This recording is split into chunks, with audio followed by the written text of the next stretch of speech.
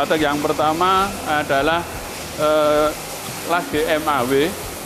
Ini adalah las yang standarnya yang harus kita lakukan sesuai dengan prosedur yang ada di dunia kerja, yaitu adalah PT Komatsu Indonesia Group.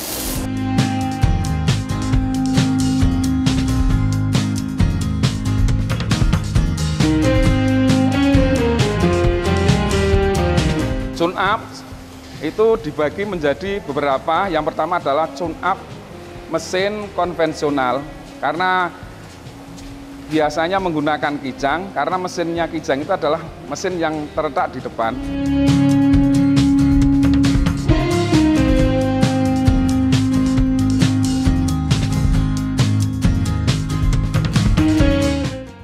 Siswa jurusan RPL selama 3 tahun dididik untuk menjadi tenaga IT di bidang pengembangan software.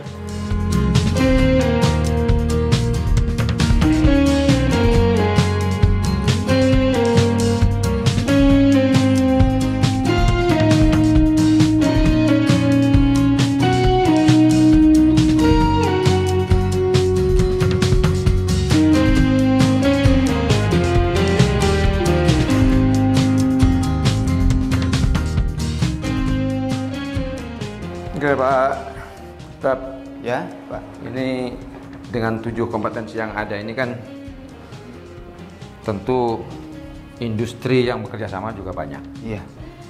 Nah, menjalin kerjasama industri dengan berbagai perusahaan ini seperti apa? Pertama kami melakukan pendekatan dulu ya ke perusahaan-perusahaan, menjajaki ya, menjajaki kira-kira kerjasama seperti apa yang bisa dikembangkan antara industri dan sekolah.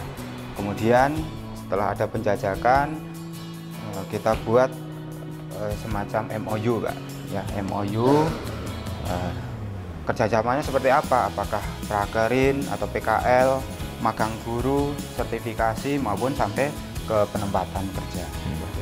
Nah, sejauh ini pembinaan dari provinsi terlepas dari persyarikatan, apakah sudah pernah dilakukan atau justru ini menjadi inisiatif kawan-kawan sendiri untuk mencari sendiri informasi, misalnya terkait dengan peningkatan kompetensi guru atau upskilling, reskilling misalnya gitu? Untuk upskilling itu kan dari program direktorat ada ya. Nah, kita juga mengirimkan guru-guru kita agar mengikuti. Kemudian di samping itu karena juga program dari direktorat itu terbatas juga, maka kami inisiatif untuk bisa memagangkan guru-guru kita. Jadi tidak tergantung semata-mata dari direktorat saja, seperti itu.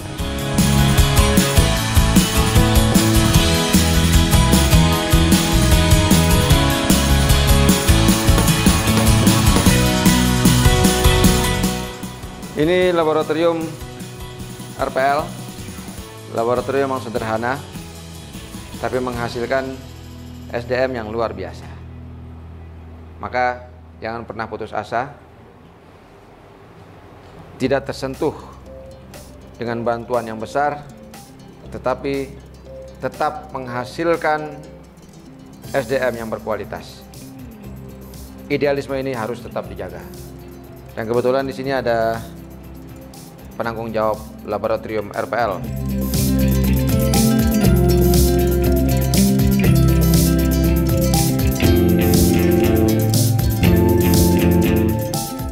Untuk yang siswa jurusan RPL selama 3 tahun dididik untuk menjadi tenaga IT di bidang pengembangan software.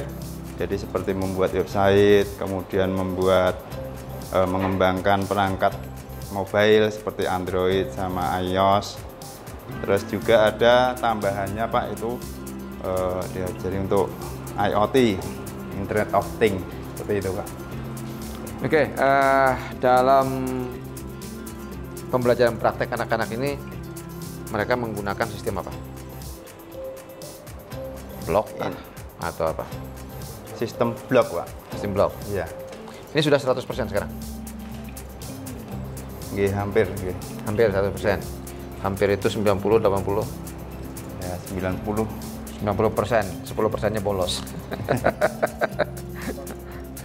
Oke, ini di kelas berapa mereka mulai intens untuk dididik menjadi benar-benar ke arah produksi? Di kelas 2, Pak. Jadi kelas 11, kelas 12. Kalau untuk kelas 10 masih dasar-dasar. Jadi kompetensinya masih dasar. Ya, kemampuan dasar yang untuk dasarnya nanti di kelas 2 dan kelas 3. Kemampuan anak-anak SMK di kompetensi apapun idealnya dimulai dari kelas 12. Karena di kelas inilah mereka sebenarnya sudah mulai bisa memberikan kontribusi terbaik mereka. Mereka belajar dengan baik, menyerap berbagai pengetahuan dan baik, kemudian mengaplikasikannya di dalam bentuk produksi. Jangan lupa untuk tetap bisa mengakses video-video kami terkait dengan SMK-SMK yang berkembang di seluruh Indonesia. Subscribe, comment, like, and share. Terima kasih. Assalamualaikum warahmatullahi wabarakatuh.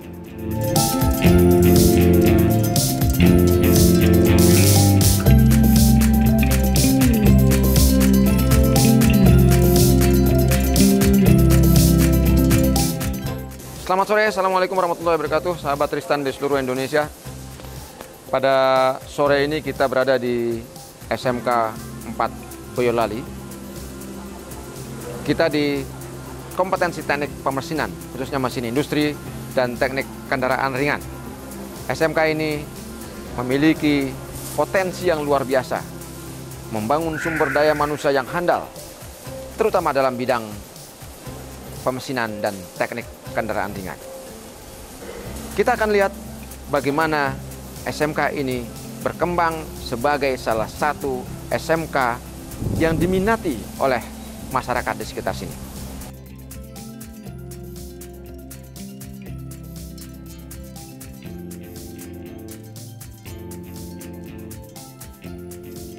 Perkenalkan, nama saya Mariana, Ketua Jurusan dari Bengkel TPMI. Perkenalkan, waktu kita mau praktek, ini adalah alat yang harus kita pakai sewaktu kita praktek, yaitu adalah helm keselamatan kerja. Disebutkan di sini bahwa kita harus menaati peraturan yang ada ini sebelum masuk. Ada beberapa kriteria yang akan kita perlakukan di anak-anak supaya anak-anak siap untuk bekerja, yaitu adalah kita cek pada alat keselamatan kerja yang kita pakai, terutama apapun yang kita perkenalkan. Yang berikutnya adalah terkait dengan ini keterampilan ini adalah untuk melihat kondisi anak, apakah yang dipakai itu siap untuk digunakan atau tidak. Berarti kalau tidak, nanti dilihat kembali, kalau sudah sesuai baru bisa masuk menuju line yang merah ini. Berikutnya akan kita sampaikan terkait dengan praktek yang pertama. Praktek yang pertama adalah las GMAW. Ini adalah las yang standarnya yang harus kita lakukan sesuai dengan prosedur yang ada di dunia kerja, yaitu adalah PT Komatsu Indonesia Group. Ini adalah contoh salah satu pembelajaran yang kita unggulkan karena kita memiliki MOU yang berhubungan dengan PT Komatsu, dan akhirnya dari keterkaitan ini nanti anak lulusan dari sekolah kita akan ditarik oleh PT Komatsu Indonesia.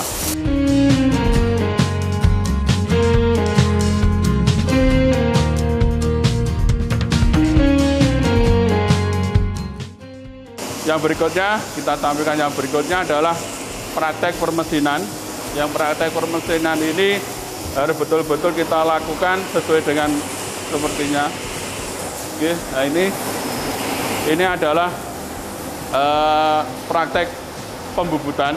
Ini adalah bubut manual yang berfungsi nanti untuk kita membuat benda kerja sesuai apa yang konsumen miliki.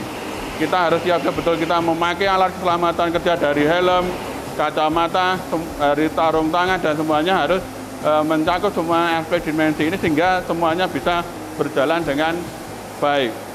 Di samping itu kita juga disebutkan dalam di atas bahwa kita harus betul-betul mengacu pada 5K. 5K itu yang sudah disebutkan, ketelitian, kerapian, kebersihan, kesegaran, dan kehidupan, bukan moto dari kita PT Komatsu Indonesia untuk bekerja sama dengan yang lebih baik kembali. Terakhir yang berikutnya adalah praktek pengeboran yang pada bagian yang di sana. Oke, praktek pengeboran. Nah, ini adalah contoh dari pembubutan, yang ini adalah contoh dari pengeboran. Pengeboran ini berfungsi, kita melakukan pekerjaan pengeboran, membuat lubang dimensi yang kita perlukan sehingga benda kerja siap untuk kita lakukan pekerjaan yang berikutnya. Itu ada yang dimensi yang kecil, ada juga dimensi yang besar.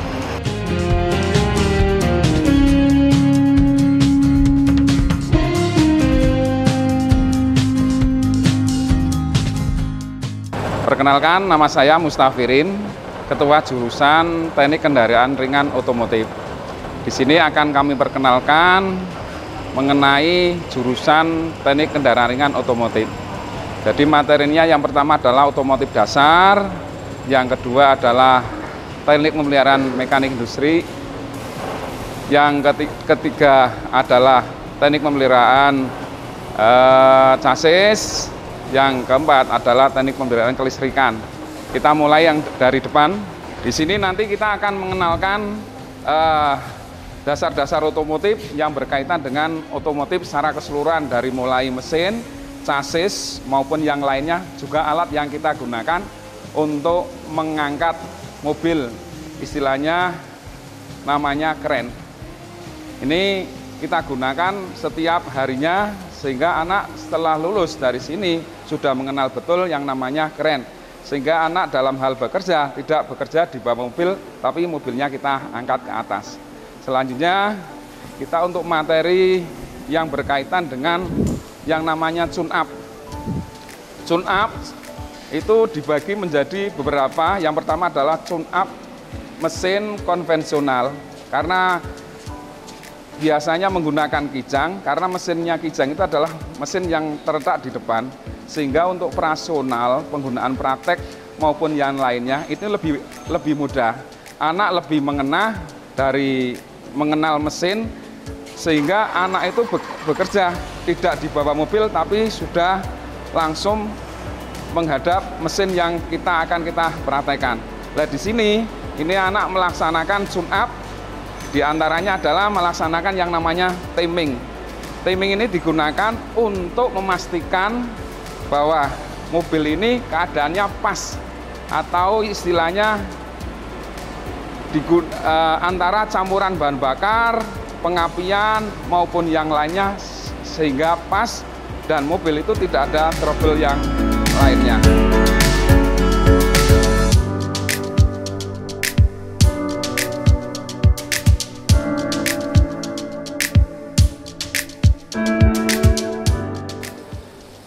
Mungkin masnya akan merangkai apa, mas? Lampu kepala. Lampu kepala atau headlamp.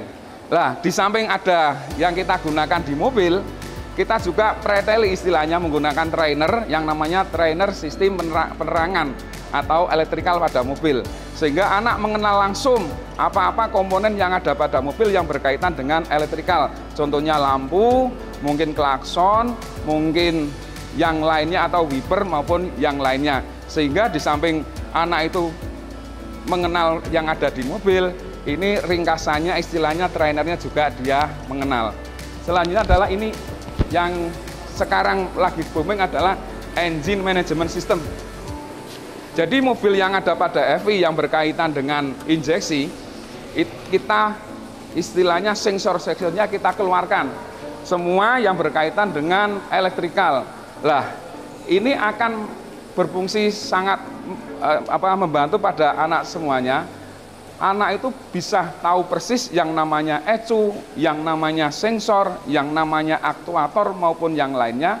Kalau di mobil mungkin agak kerepotan karena ada yang di dalam bodi, ada yang mungkin harus membongkar dan sebagainya. Kalau sudah diterapkan seperti ini, anak akan semakin lebih mengenal lebih mudah karena sistemnya sama. Kalau ini yang ada di trainer dipasang pada mobil itu juga fungsinya sama.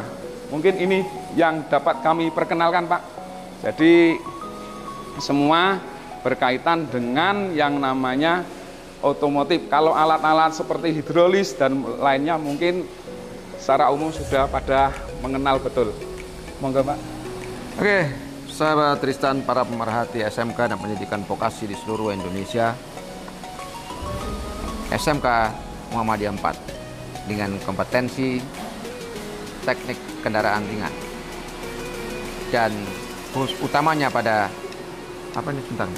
teknik TKRU sama yang sana TMI, teknik mesin industri. Oh, pemesinan ya? Ya, mesin industri Pak.